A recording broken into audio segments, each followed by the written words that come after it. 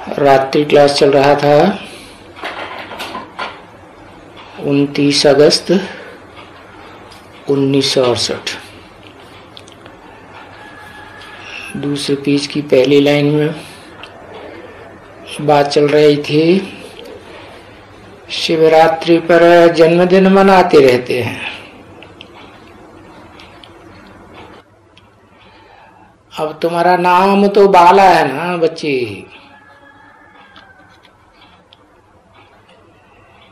इसलिए शक्ति सेना, शिव शक्ति सेना। तो सिर्फ तुम नहीं नाम बाला पाते हो, और शक्ति तो ये भी है ना, पाते हैं। और ये बड़ी भक्ति है, इसलिए उनको भगवान कह देते हैं। हैं भाई सब भगत ही भगत, और बाकी एक भगवान। तो भगवान आकर के सभी बच्चों को, सभी रूहों को इनहेरिटेंस देते हैं। यहाँ तो जानते हो ना कि हम जो भी बैठे हुए हैं हम आत्माएं हैं, और हम आत्माएं शरीर द्वारा पार्ट बजाते हैं, शरीर द्वारा सुनते हैं कानों से। आत्मा ही सुनती है ना, तो इसलिए यहां आत्माभिमानी बनाया जाता है। सारा कॉन्सेंट्रेशन आत्मा के ऊपर। देह को तो भूलना है। तो बाप घड़ी घड़ी कहते हैं, बच्चे अपन को देह न समझो, अपन को आत्मा समझ करके बैठो। आत्मा समझ करके बैठेंगे तो आत्माओं का बाप याद आएगा, उसे याद करो। नहीं तो कैसे कहते हो कि बाबा है?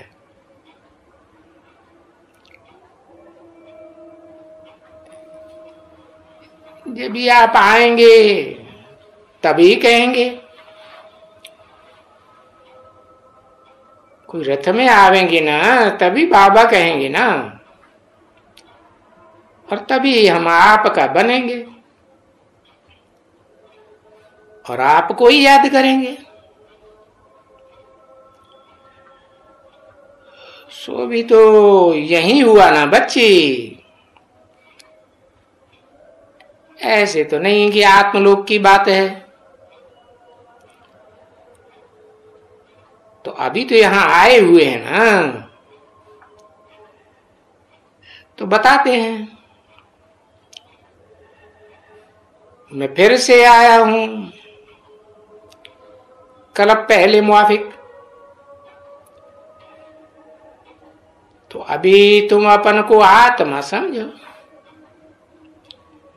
और मुझे याद करो। मुझे याद करो और मुझे अपना बनाओ। तो देखो, पूरी यादगिरी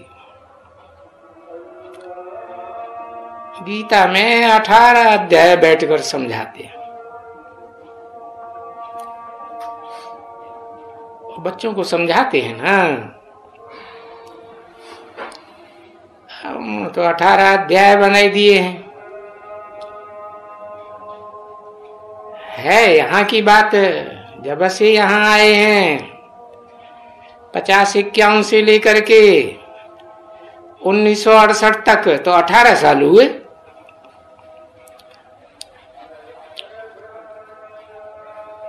अभी यहाँ हम पाए लेंगे तो बाप के बनेंगे।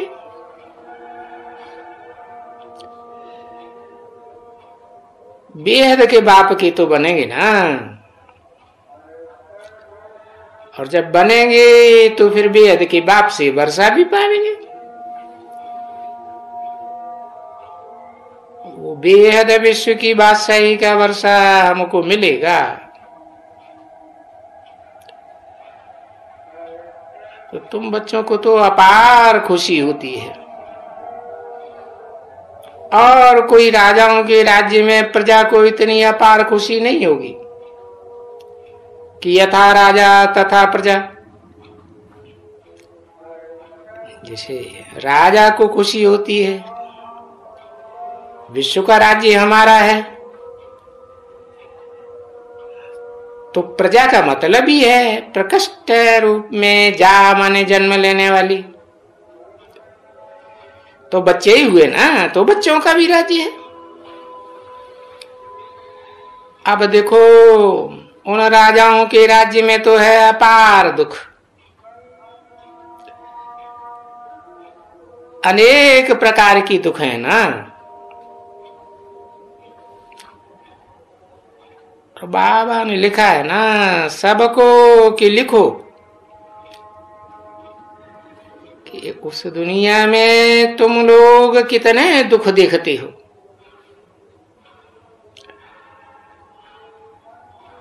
तो अथॉरिटी होगी ना तुमको, क्योंकि तुमने जाना है। तो कोई पूछेंगे तो बाबा कहते हैं बच्चों बताओ कि कितना तुमको इस रावण राज्य में दुख मिलता है। तुमको तो सबसे जास्ती पूरा 63 जन्म दुख मिलता है। और फिर तुम ये जानते हो कि वहां जो बाप दुनिया रचते हैं उस दुनिया में तो कोई दुख की बात है ही नहीं कुछ।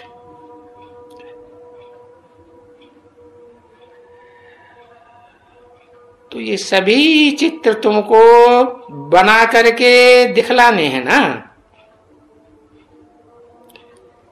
समझाना है। ये रावण का राज्य है। द्वैतवादी युग में जहां 2-2 राज्य, 2-2 धर्म, 2-2 भाषाएं, द्वापर कलयुग में रावण का राज्य है। तो जितने जितने ढेर राजा हैं उतने उतने सभी दुख।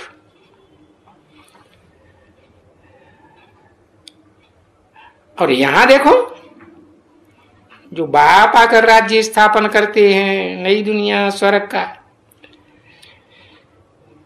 तो देवताओं का राज्य होता है। नाम ही है देवी देवता सनातन धर्म, जहां दुख का नाम निशान नहीं है। तो जब दुख का नाम निशान ही नहीं तो फिर विश्व में शांति हुई ना।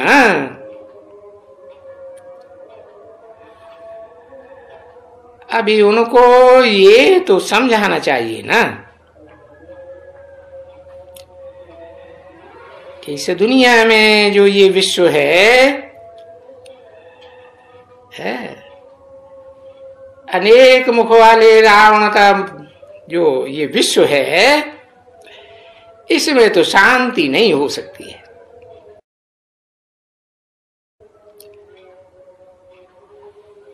नई दुनिया में तो एक ही राजा, सारा एक ही राज्य, एक ही धर्म, तो शांति होती है। और पुरानी दुनिया में कहां शांति आई। तो नई विश्व में शांति हो सकती है, पुरानी में कैसे शांति होगी। पुरानी दुनिया में शांति नहीं है ना, तो वो तो देखते हैं कि हाँ पुरानी में शांति नहीं।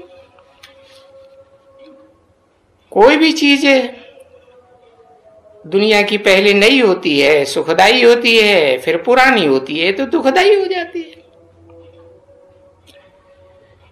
तो पुरानी में कैसे शांति होगी? है भाई, कोई पूछे कि तभी आप कब से आए?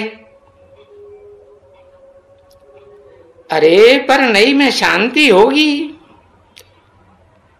पुरानी में कैसे शांति होगी? तो हम जरूर नई दुनिया में आए, और पुरानी दुनिया तो फिर बहुत बड़ी भी हो जाती है ना,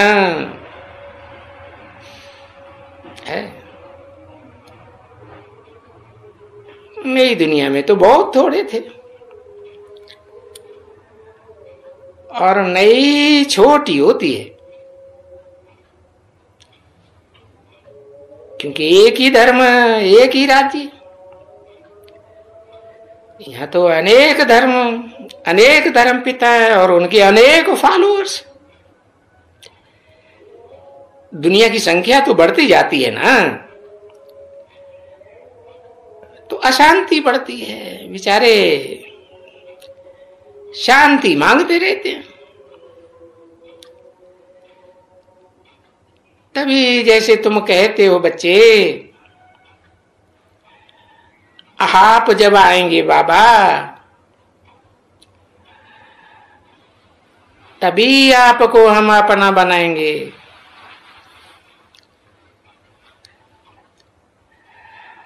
अभी उनको तो ये मालूम नहीं है ना कि बाप भगवान भी इस दुनिया में आने वाले हैं या आए हुए हैं।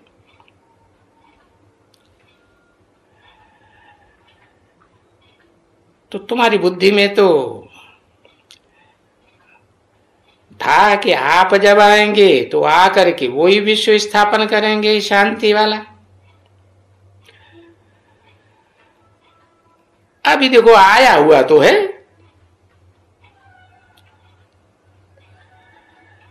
तो जो आया हुआ बाप है उसी का तुम परिचय देने के लिए इतना मत्था मारते हो।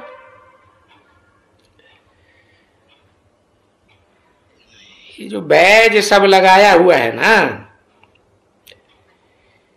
ये समझाने के लिए ही तो लगाया हुआ है, समझा ना? कि तुम अभी जाते हो स्वर्ग में है, और फिर पिछाड़ी में नरक में आते हो।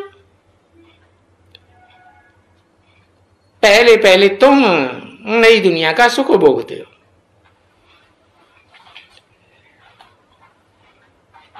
तो तुम अभी सफेद पोष का एक चित्र बनाए करके कोई का भी और फिर वही दिखलाना चाहिए। 8, 10, 12 कापी।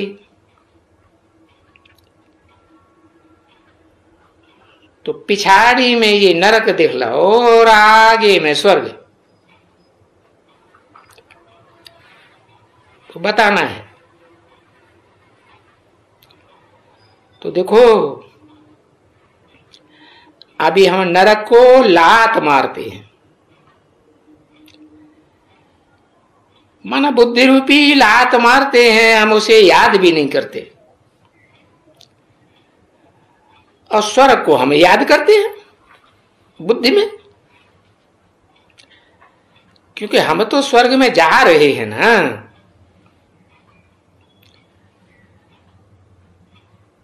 तो ऐसे भी तुम्हारा फोटो निकलने का है। कौन सी फोटो की तरफ इशारा किया?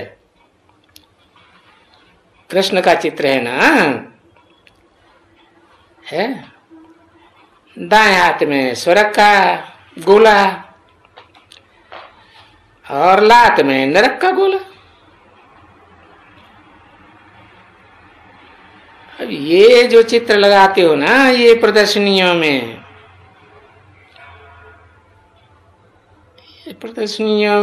या उनमें म्यूजियम में, तो ऐसे भी चित्र थोड़े लगाएंगे। कोई जरूर 5-7 ने लगाया, क्योंकि मैं मेहनत करनी होती, मॉडल बनाना होता ही है ना। एक ही बड़ा चित्र हो भले, और उसमें जो भी तुम्हारे पास अनन्य हैं, अच्छी अच्छी बच्चियां, तो तुम भी देखेंगी तो तुमको भी तो अच्छा होगा कि हमारी ये बहनें हैं, और उसमें 2-4 भले भाई भी हों। तो ऐसा भी एक चित्र बनाएंगे जिसमें तुम कोई सफेद पोष भाई जो अनन्य हैं थोड़े, क्योंकि अभी थोड़े हैं तो बहुत तो नहीं लगाएंगे ना। फिर भी तो जब ये चित्र बनाया जाता है अनन्य का ही बनाया जाता है। जैसे उसका बनाया था वो नलिनी का है, hear no evil, see no evil, talk no evil. तो मनुष्य का बना ही दिया था ना। आगे भक्ति मार्ग में तो बंदर का, ऐसे बंदरों का बनाते थे। तो अभी तो ख्याल होता है, तो क्यों नहीं तुम्हारा बनावे चित्र में, hear no evil, talk no evil. जैसे इन बंदरों का बनाया है भक्तों ने, तैसे तुम्हारा बना दे, जो तुम समझाए सको कि हम तो लात मारते हैं, यानी पुरानी दुनिया को, दुखदाई दुनिया को भूल जाते हैं और नई दुनिया को याद करते हैं जो आने वाली है, हमारे सामने खड़ी है।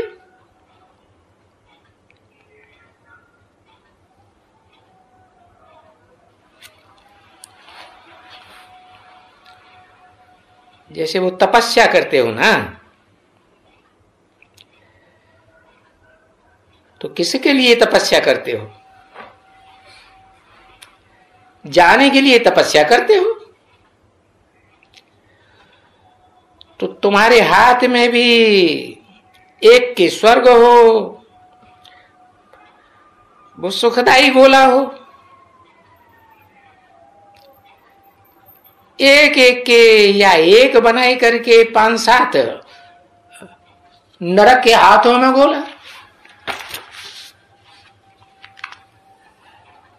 ऐसे लगा हुआ हो।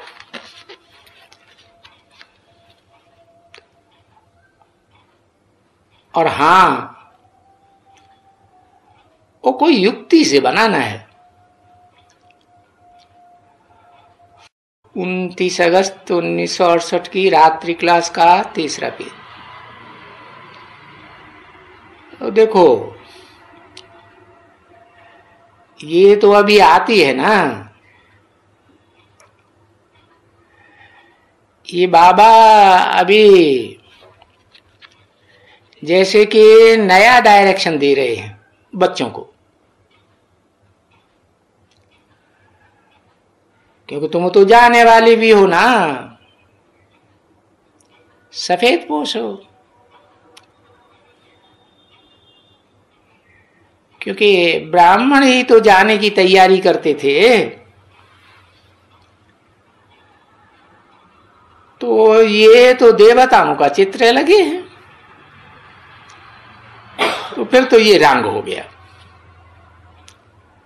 और तुम्हारा तो राइट हो जाएगा, क्योंकि दुनिया में ब्रह्मा कुमारियां तो मशहूर होती जाती हैं और वो ही कहते हैं कि हम स्वर्ग में जाते हैं, स्वर्ग में जाते हैं और हम ही बाप की मत पर स्वर्ग स्थापन कर रहे हैं।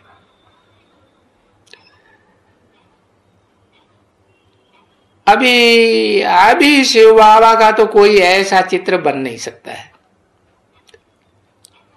क्यों नहीं बन सकता? क्योंकि बाबा ने अभी प्रत्यक्षता रूपी जन्म ही नहीं लिया। गुप्त ज्ञान गर्भ में पाठ चल रहा है, दिखाते हैं ना, पांडव गुप्त घूमते थे, पांडव की भी गुप्त है, पांडव पति भी गुप्त। तो इन ब्रह्मा कुमारियों का सफेद पोषों का बन सकता है। तो समझा ना? तो इन जिनका राजयोग में चित्र दिखलाते हो ना, 5 या 6 अच्छे अच्छे जो हैं, किसी ने कहा 8 हैं, हाँ 8,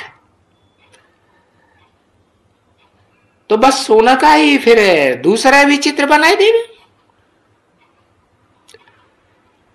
और ऐसे ही पिछाड़ी में लात। जैसे बाबा ने समझाया था ना कि जब कोई मरते हैं तो बदलाए देते हैं ना, टांगे शहर की तरफ में कर देते हैं और सिर शमशान घाट की तरफ कर देते हैं। क्योंकि बच्चों को कहते हैं ना, घर वाले कि हमारा बाप स्वर्ग पधारा, स्वर्ग पधारा माना लात नरक में मारेगा और मुंह वहां स्वर्ग की ओर।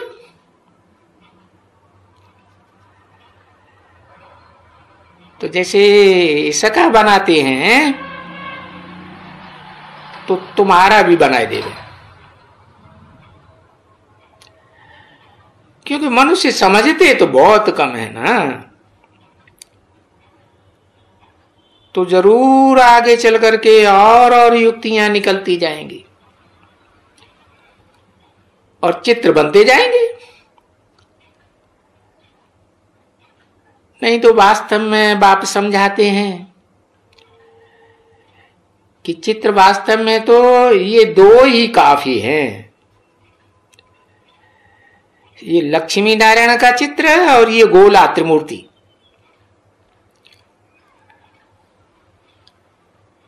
और कहो तो गोला और झाड़ ये कहते हैं, ये बहुत हो गए। सो भी वास्तव में चित्रों की भी कुछ दरकार नहीं रहती है।